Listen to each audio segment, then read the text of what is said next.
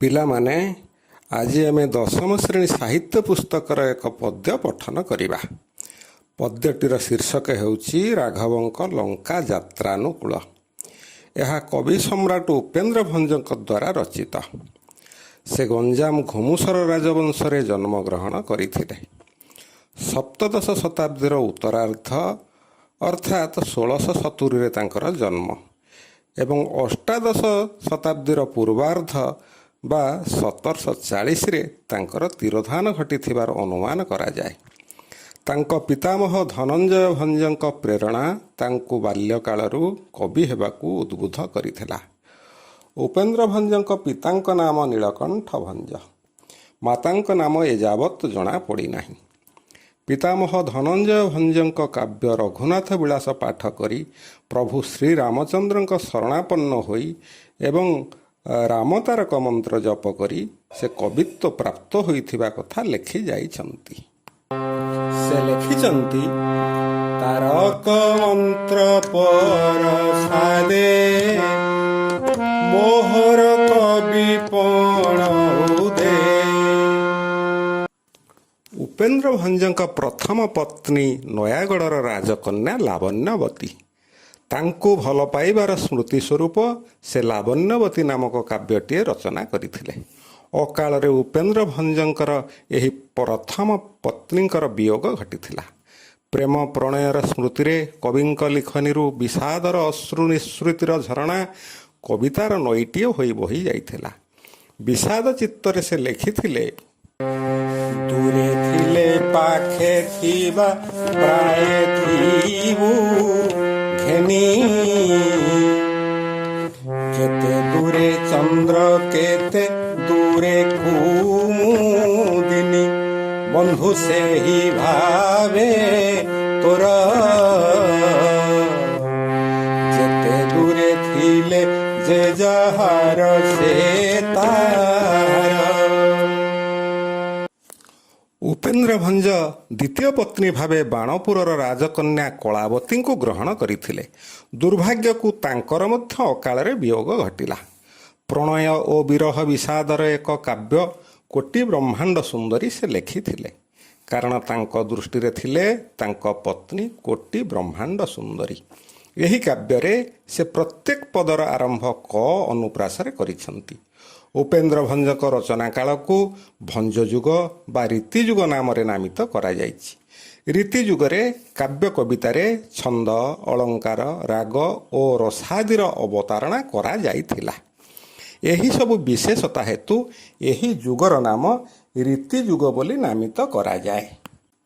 ଉପେନ୍ଦ୍ର ଭଞ୍ଜଙ୍କ ରଚନାବଳୀ ମଧ୍ୟରେ ବୈଦେହୀଶ ବିଳାସ, ଯାହାକି ଆଦ୍ୟ ବ ଅନୁପ୍ରାସରେ ଲିଖିତ ହୋଇଛି, ଲାବଣ୍ୟବତୀ, ରସିକ ହାରାବଳୀ, ପ୍ରେମ ସୁଧାନିଧି, ସୁଭଦ୍ରା ପରିଣୟ, ଯାହାକି ସ ଆଦ୍ୟ ଅନୁପ୍ରାସରେ ରଚିତ ହୋଇଛି ଏବଂ ସତୀଶ ବିଳାସ, ସେ ମଧ୍ୟ ସ ଆଦ୍ୟ ଅନୁପ୍ରାସ କ୍ରମରେ ରଚିତ ହୋଇଛି ଏବଂ ସେହିପରି ଦମୟନ୍ତୀ ବିଳାସରେ ଆଦ୍ୟାନୁପ୍ରାସ ପ୍ରତିପଦର ଦ ବ୍ୟବହୃତ ହୋଇଛି ଏବଂ ପଦ୍ମାବତୀ ପରିଣୟରେ ମଧ୍ୟ ପ୍ରତ୍ୟେକ ପଦ ପ ଆଦ୍ୟାନୁପ୍ରାସରେ ରଚିତ ହୋଇଛି।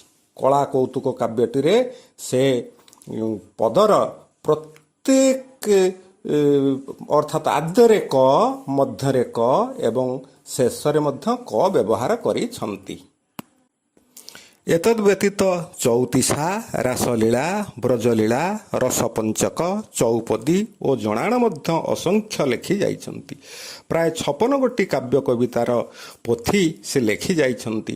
ମାତ୍ର ଏପର୍ଯ୍ୟନ୍ତ ମାତ୍ର 25 ଗୋଟି ଆବିଷ୍କୃତ ହୋଇଛି। ତାଙ୍କର ରଚନା ଗୁଡ଼ିକ କିପରି ଥିଲା ତାହା ଜାଣିବାକୁ ତୁମର ନିଶ୍ଚୟ ଆଗ୍ରହ ହେଉଥିବ। ବର୍ତ୍ତମାନ ତାଙ୍କ ରଚିତ ଗୋଟିଏ ଓଡ଼ିଶୀ ଗୀତର ପଦୁଟିଏ ଗାଇ ଶୁଣାଉଛି। ମଲ୍ଲିମାଳ ଶ୍ୟାମକୁ ଦେବି ମନ ତୋଷିବି, ମଲ୍ଲିମାଳ ଶ୍ୟାମକୁ ଦେବି,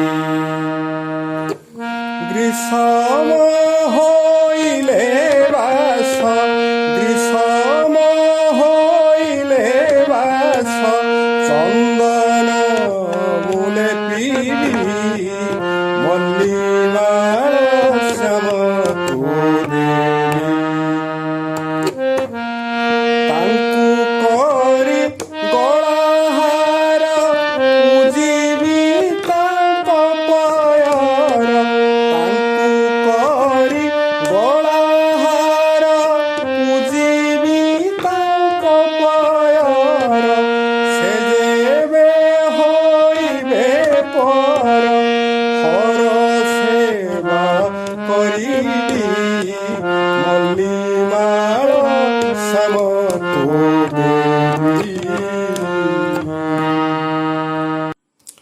ପଞ୍ଚଦଶ ଶତାବ୍ଦୀରେ ଆଦିକବି ସାରଳା ଦାସଙ୍କ ଅଣବିକଶିତ ଉତ୍କଳୀୟ ଗ୍ରାମ୍ୟ ଭାଷା ପଞ୍ଚସଖା ଯୁଗରେ କ୍ରମ ମାର୍ଜିତ ହୋଇ ଅତି ବଢ଼ି ଜଗନ୍ନାଥ ଦାସଙ୍କ ଭାଗବତରେ ବିଶୁଦ୍ଧ ରୂପ ପ୍ରାପ୍ତ ହୋଇ ଷ୍ଟାଣ୍ଡାର୍ଡ ଓଡ଼ିଆ ଲାଙ୍ଗୁଏଜ ଭାବେ ଗୃହୀତ ହୋଇଛି। ସପ୍ତଦଶ ଶତାବ୍ଦୀରେ ଉପେନ୍ଦ୍ର ଭଞ୍ଜଙ୍କ ଦ୍ୱାରା ଏହି ଶୁଦ୍ଧ ଓଡ଼ିଆ ଭାଷା ଖୁବ୍ ସମୃଦ୍ଧ ହୋଇଥିଲା ଏବଂ ଉପେନ୍ଦ୍ର ଭଞ୍ଜ ଓଡ଼ିଆ ଭାଷା ସାହିତ୍ୟ ଭଣ୍ଡାରକୁ ବିପୁଳ ତତ୍ସମ ଓ ତଦ୍ଭବ ଶବ୍ଦ ସମ୍ଭାରରେ ପରିପୂର୍ଣ୍ଣ କରିଥିଲେ। ସଂସ୍କୃତର ତତ୍ସମ ଶବ୍ଦଗୁଡ଼ିକୁ ସେ କିପରି କାବ୍ୟ କବିତାରେ ପ୍ରୟୋଗ କରିଥିଲେ ତାହା ଏବେ ବିଚାରକୁ ନେବା। ବୈଦେହୀଶ ବିଳାସରୁ ପଦଟିଏ ତୁମେମାନେ ଶୁଣ। ସେ ଲେଖିଛନ୍ତି, ବିଭୂଷଣ ପୁଷ୍ପେ ଜାକାନ୍ତି ଜାଣ, ବିଭୂଷଣ କରି କନ୍ୟାକୁ ଆଣ, ବାରଣସୀରେ ପଦ ଦେଇ ଆସୁ, ବରଣ କରି ରାମ ମନ ପଶୁ ସେ, ବୋଲି ଦେଲେ କୌଶିକ ଯେ, ବୋଳି ଦେଲା ପ୍ରାୟ ବୋଳି ଚନ୍ଦନକୁ, ହୋଇଲେ ରଘୁବଂଶିକ ଯେ। ଉତ୍କଳରେ ସେ ଥିଲେ ଖୁବ୍ ଲୋକପ୍ରିୟ। ତାଙ୍କ ସଙ୍ଗୀତ ସମସ୍ତଙ୍କ ପ୍ରାଣକୁ ପୁଲକିତ କରୁଥିଲା। ବର୍ତ୍ତମାନ ତାଙ୍କର ରାଧାକୃଷ୍ଣ ପ୍ରେମ ପ୍ରଣୟଧର୍ମୀ ସଙ୍ଗୀତଟିଏ ତୁମମାନଙ୍କୁ ଶୁଣାଉଛି, ତୁମେ ଶୁଣ। ଶ୍ରୀମତୀ ଶ୍ରୀପତି ବୃନ୍ଦାବନେ କେଳି ରଚିଲେ, ଶ୍ରୀମତୀ ଶ୍ରୀପତି